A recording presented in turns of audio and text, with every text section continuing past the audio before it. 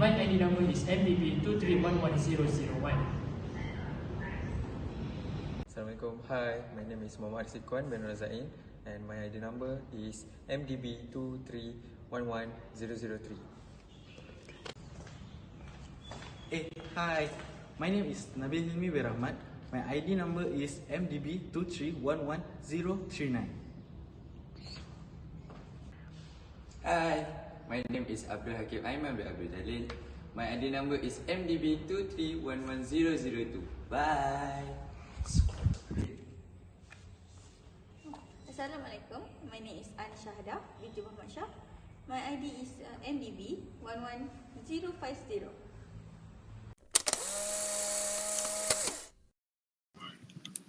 Good morning everyone. Welcome to our online training session.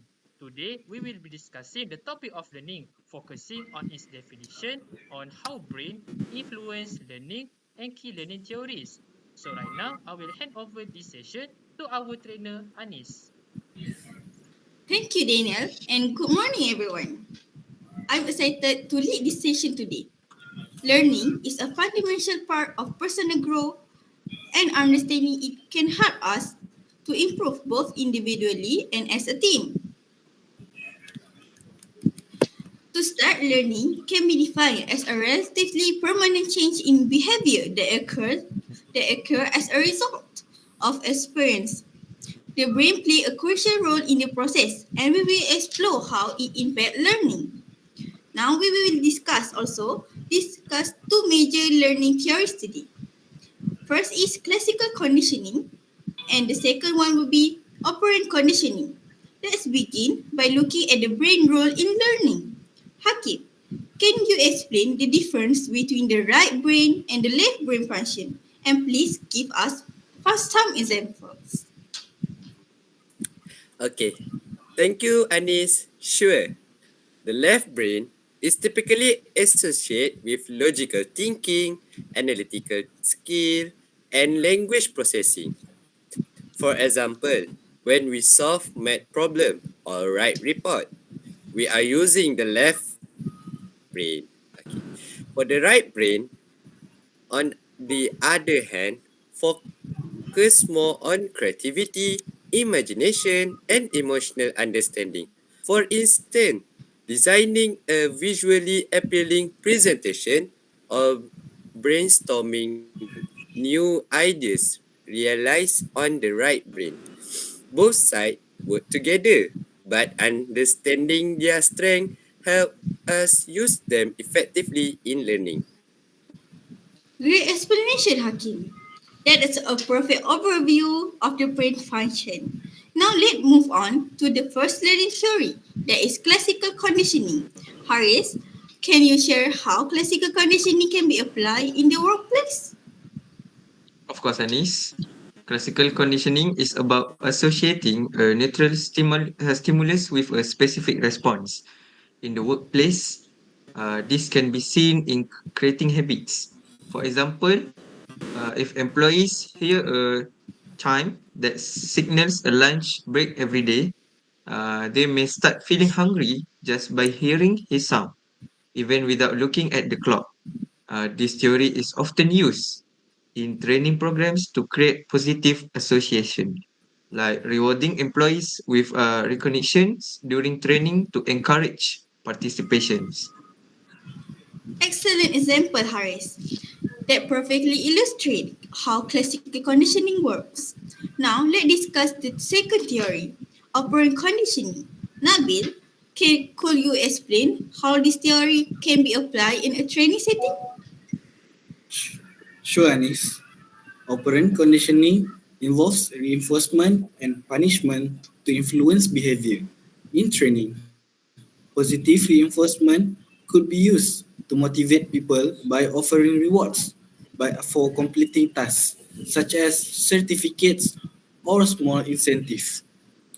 Negative reinforcement could involve removing obstacles like simplifying processes to encourage participation. On the other hand, punishment such as withholding privilege could be applied if employees fail to adhere to training guidelines. is about shaping behavior through consequences. Well said, Nabil. Operant conditioning is a powerful tool for shaping behavior in a training environment. To summarize, we have covered the definition of learning, the brain's role in the learning process, and two major learning theories, classical and operant conditioning. Thank you all for your participation and excellent examples. Now let's open the floor for any question or additional thoughts before we wrap up. Anyone have any questions? No. No. No, I think all the detail have been explained. So Thank you all for your participation. So thank you, Anis, and for the team for this informative session. If anyone has a question, feel free to ask now or share them in the chat. Otherwise, that we conclude our first session on learning. Thank you, everyone, for your attention and participation.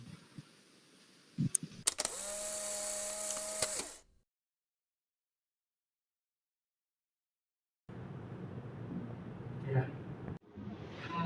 According to this research by Simply Psychology, the 5 big personality traits really affect of the worker performance.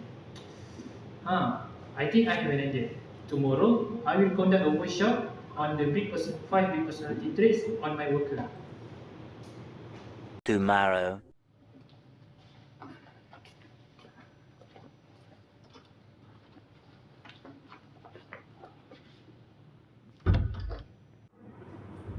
Oh, everyone already here today? Nice. Looks like everyone is ready for our personality workshop today. Yes. Yes, we are ready. Good morning, everyone. I'm excited to welcome you to our personality workshop for today. Today, we will explore what shape our personality, discuss the big 5 personality traits that reflect on how we shape our traits and behavior, on how we will all work together. So, in this workplace of today, we have 5 session part that we all will do today. So the first one, we will discussing the factor that influence our personality. For the second one, we will understanding the big 5 traits. The third one, we gonna do some doing teamwork today on to see this trait in action. For number 4, we will reflecting on our own personality. And for the 5 one, we all will be sharing strategy for how our teamwork can be improvement. So let's dive right in. Before we explore on our big 5 personality trait, let's determine of our personality. So these are 2 factors that determine our personality. We have 2 big factors, which is genetic and environment. So sometimes the personality that we get today come from our genetic.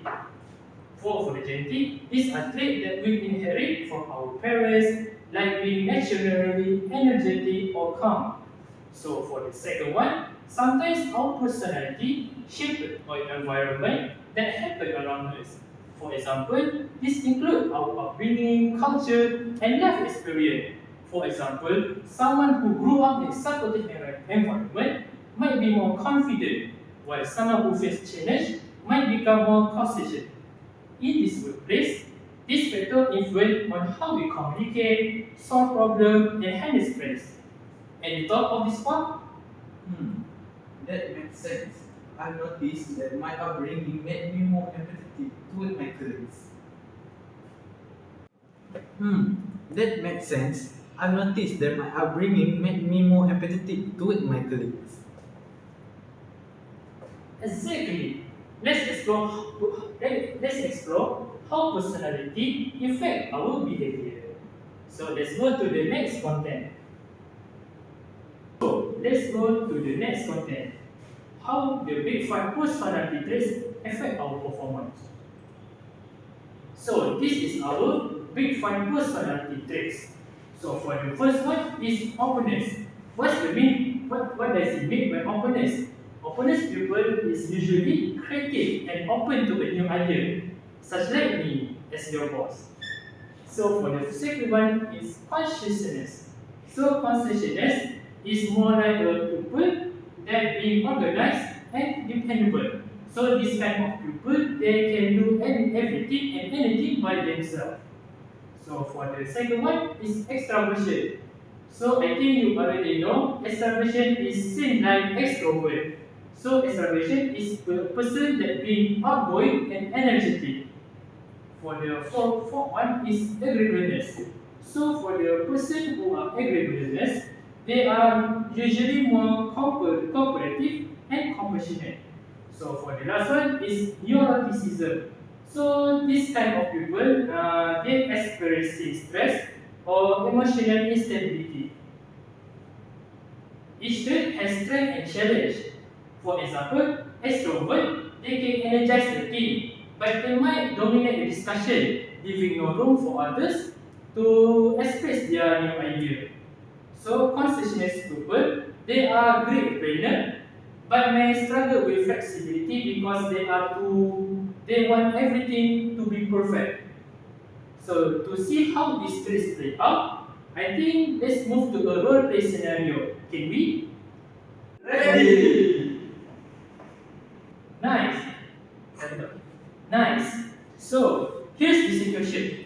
Our project deadline has been moved up to tomorrow. Our big plan that we have been strategized, we have to send it tomorrow. So each of you will respond based on your assigned personality traits. Let's see how the team handle this challenge to submit the work by tomorrow. Alright team, let's take this head on. I have some great ideas to split the workload. Let's stay positive. We can do this! To start, I think we should prioritize tasks and create a checklist. I will draft a timeline so we start on track. Both are great suggestions. I support wherever needed. Just tell me what you need and I get it done. Wait, but why if we miss the deadline? This is so sudden. Why if we do not give enough resource or run into problems? Don't worry guys, let's focus on what we control. I will help you to stay calm. To address the concerns, let us list potential risks and solutions. This way we will feel more prepared. Great teamwork. I noticed how each personality of all you guys brought us something valuable to the discussion. So right now, let's reflect on what we all have already done. So think about your assigned personality that I already give to you. Here are the 3 questions that I want to ask to guide your guys' reflection. So the first one I want to ask, how does this trait that I already assigned to you guys benefit of our teamwork? For the second question, I want to ask, what challenge does it create when you have this type of personality? So for the third question, I want to ask, how can you guys manage this challenge to improve our team performance? So let's go around and share. For the first one, I want to ask Nabil. As someone agreeable, I think I help keep things harmonious, but sometimes I avoid conflicts that might be necessary for progress. Being conscientious helps me stay organized, but I can be rigid when things don't go as planned. My extroversion brings energy to the team, but I need to make sure I don't overshadow quieter members. I'm good at identifying risks, but I need to work on managing my stress to stay productive. Fantastic reflection. Understanding our traits and how they affect the teamwork is a crucial step to our personal and professional growth. Before we wrap up on the things that we already discussed for today, anyone have a final thought on how this work can balance this trait in the workplace? Me? Maybe we could have regular check-ins to balance workloads and ensure everyone feel heard. That's an excellent idea, Haris. Thank you all you guys for participating in our workshop today. Remember, self-awareness is the key to success in any team. Great job, everyone!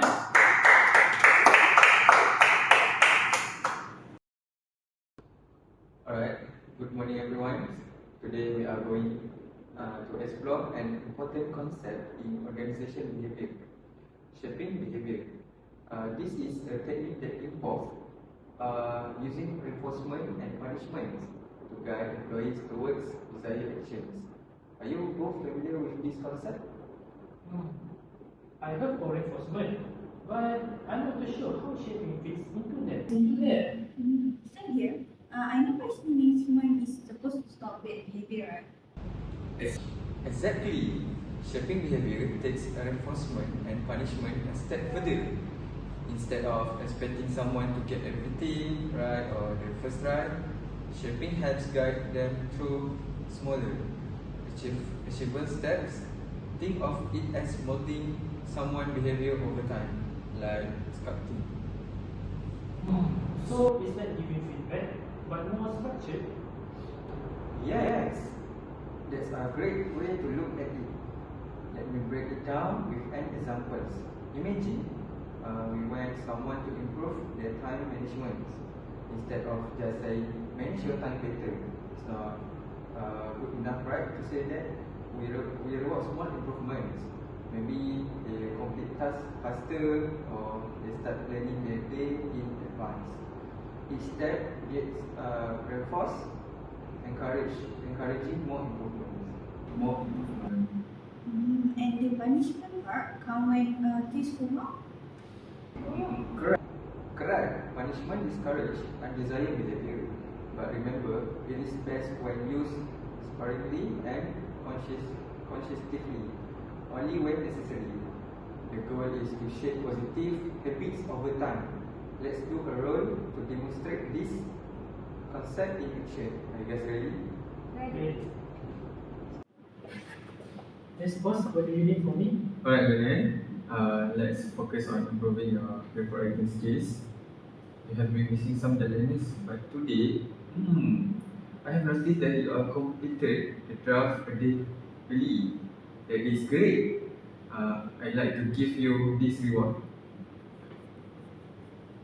Thank you. Thank you, boss. I will keep improving. For taking the step towards better time management, keep this up and you will be meeting deadlines consistently soon. Salah! Yes, boss, what do you need from me? Alright, Daniel, let's focus on improving your report writing skills. Can I see your report? Yes. Alright, I noticed that you completed the draft a day early. That is great. I'd like to give you this reward, such as maybe increasing your salaries.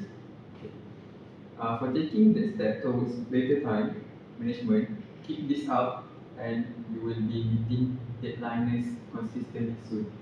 Thank you so much, boss. I will keep improving soon.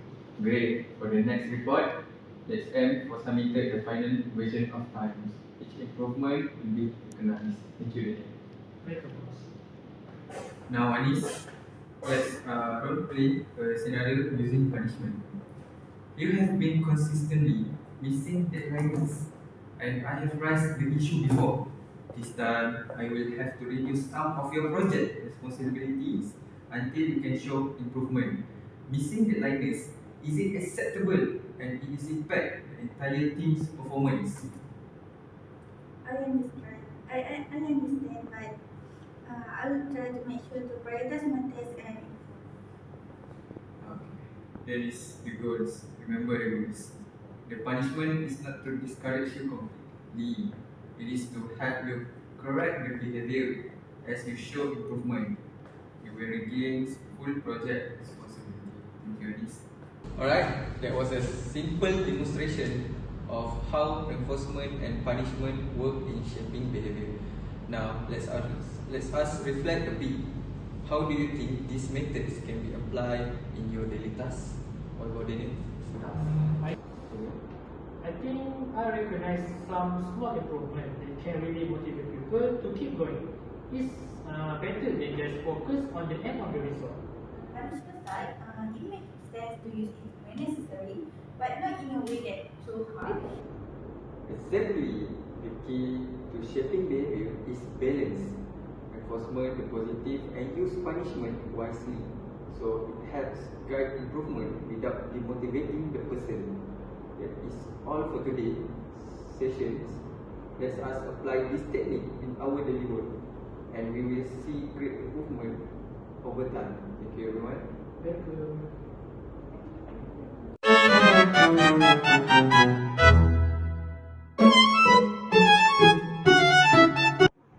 Come in.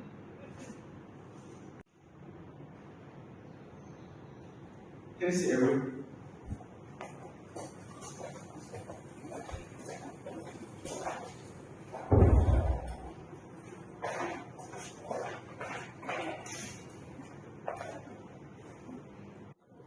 Good morning, everyone. Good morning. Let's start with a simple question. Have you ever looked at the same situation as someone else but interpret it completely differently? That's because of something called perception. Perception is how we make sense of the world around us. It's shaped by our past experience, culture, and the situation we're in. The tricky part is our perception isn't always accurate. For example, imagine someone doesn't greet you in the morning. One person might think they're rude, while another might think maybe they're having a bad day. Today, we're going to explore how perception works, what causes misunderstanding, and how to avoid jumping to conclusions. By improving how we interpret situations, we can build stronger relationships and better teamwork. Now, let's dive into what shapes our perceptions. There are three key factors that influence how we perceive others. First is past experience. Our past shapes how we see things. For example, if someone has worked with unreliable people before, they might assume others are untrustworthy even without evidence. Oh, that's so true. I think I remember I already assumed a new team member that was really unreliable because my previous college missed the deadline. But it turns out that the new person was super dependable. Exactly. Our experience creates shortcuts in our mind, but those shortcuts aren't always accurate. Second is culture. Cultural differences can also lead to misunderstanding. For instance, someone from a reserved culture might seem unfriendly to someone from an outgoing culture. Yes, I once had a colleague who avoided eye contact, and I thought they did not like me. Later, I learned that it was a sign of respect in their culture. This is a great example. Misunderstanding like this more often happen than we realize. Next is context. The situation matters too. Stress, deadlines, or distraction can change how we judge others. For example, a busy colleague might seem dismissive when they're just overwhelmed. So, it's not always personal. It could just be the situation affecting how they act.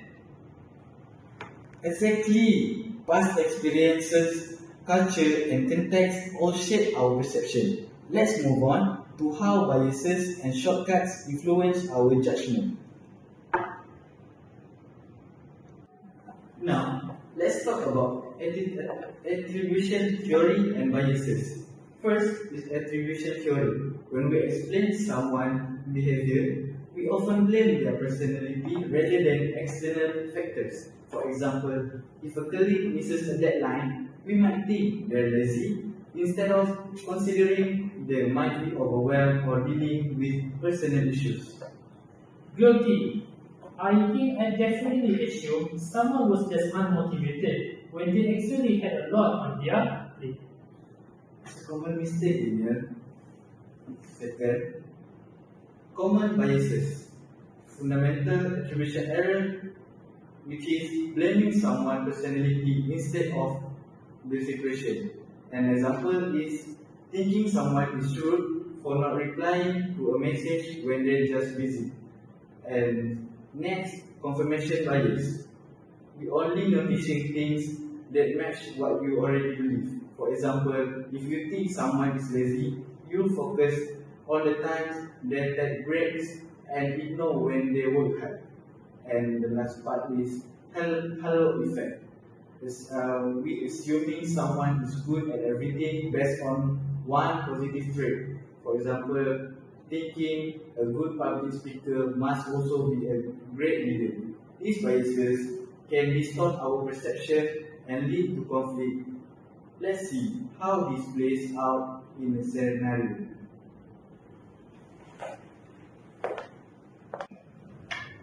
Great. Let's reflect. The question is, what was the misunderstanding? Second, how was the conflict resolved? And lastly, what could have been done earlier to avoid the conflict? Firstly, Sarah did assume assumption instead of asking Amir about his behavior. Amir could have communicated his workload earlier too.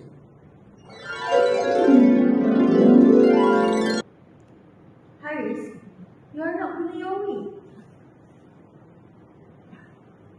No, that is not true. I have been working late every night to finish my task. What are you talking about? Exactly. Misunderstanding often come from assumptions. Let's talk about strategies to avoid them. Here are some strategies to improve perception and avoid misjudgment. First is pause and reflect before jumping to conclusions. Ask yourself, could there be another explanation? Second, seek clarification. Ask questions instead of assuming. For example, I noticed this. Can you help me understand? And lastly, practice empathy. You have to try seeing things from other person's perspective. I like the idea of asking questions instead of assuming. It's a simple way, but I think it's the most effective of most of them all. Absolutely. These strategies aren't complicated, but they require awareness and practice.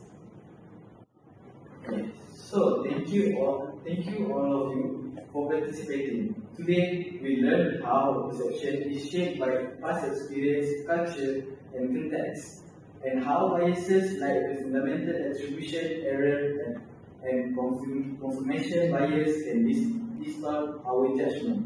The key takeaway is to pause, seek clarification, and practice empathy. By doing this, we can avoid unnecessary conflicts and build stronger relationships.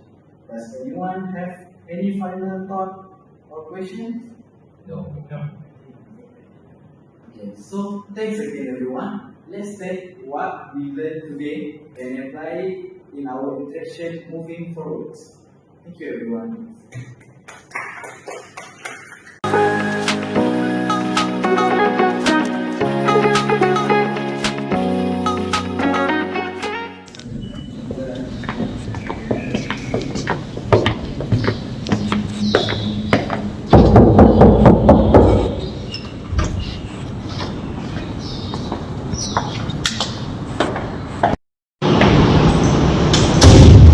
Assalamualaikum everyone. Oh, everyone already here? Yes, we all are already here and we're ready to start our meeting today. I like you guys speaking. Very good. Just wait a second.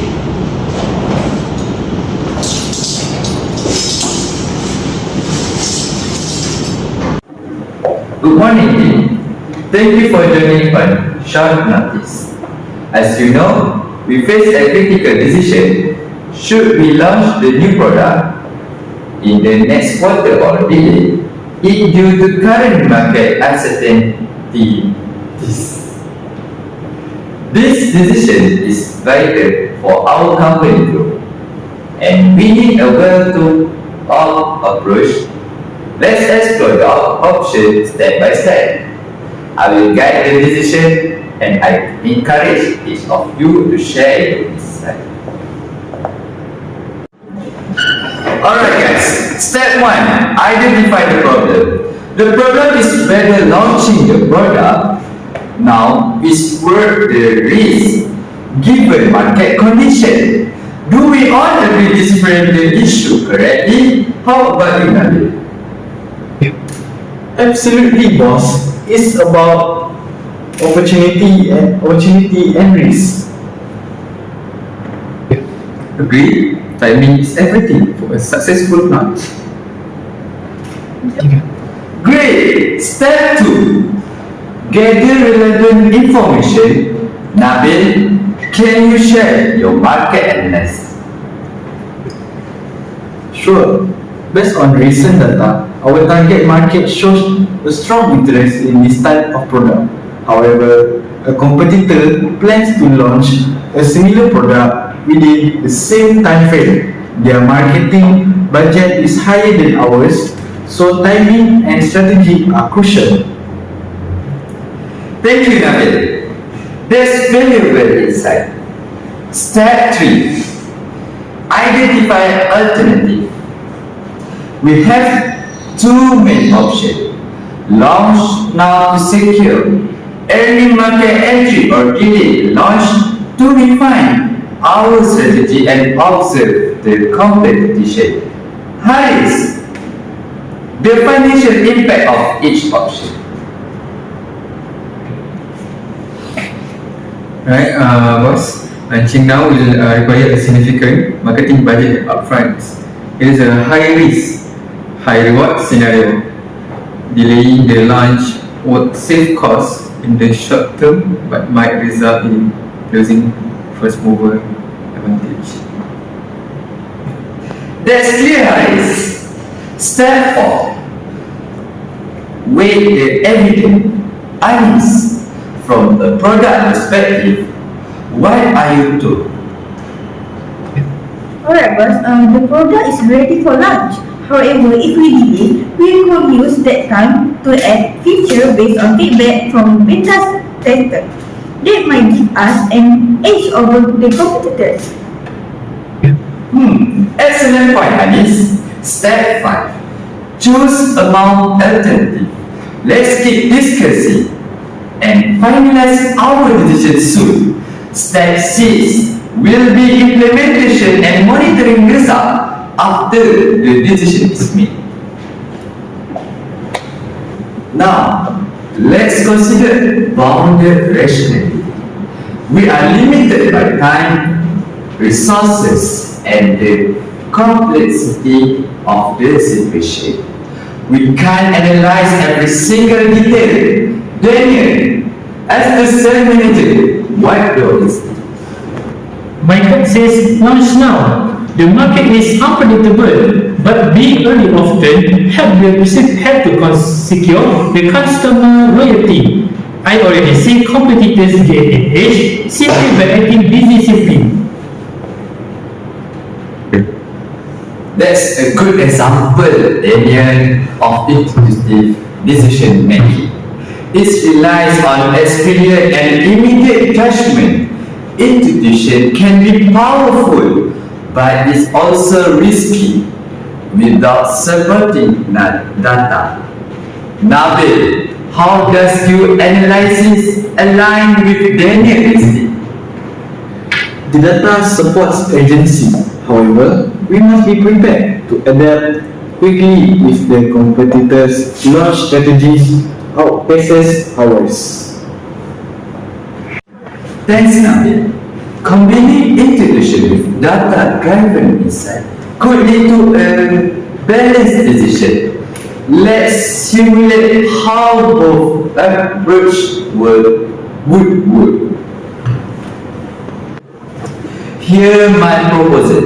We launch now to capture market share, but we implement a contingency plan to address challenges. This way, we act quickly while mitigating risk too. Nabil. I support that each decisive and allows room for adjustments. Agree? As long as we closely monitor expenses and return of investment (ROI). Okay.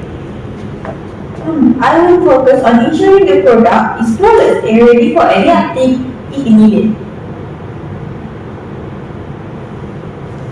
Okay. Let's move forward. The competition moment for us. That is perfect. We will finalize the marketing strategy, set a launch date, and meet weekly to review progress. Thank you, team. To analyze our decision-making process, the rational approach gave us structure, clarity, and true evaluation. However, it was time-intensive. Bounded rationality allowed us to simplify complex issues by focusing on key factors, but it risks overlooking some detail. Intuitive decision-making was faster, leveraged experience, but it needed data to reduce risk. Combining all three approaches help us make a balanced and informed decision. Great work, everyone.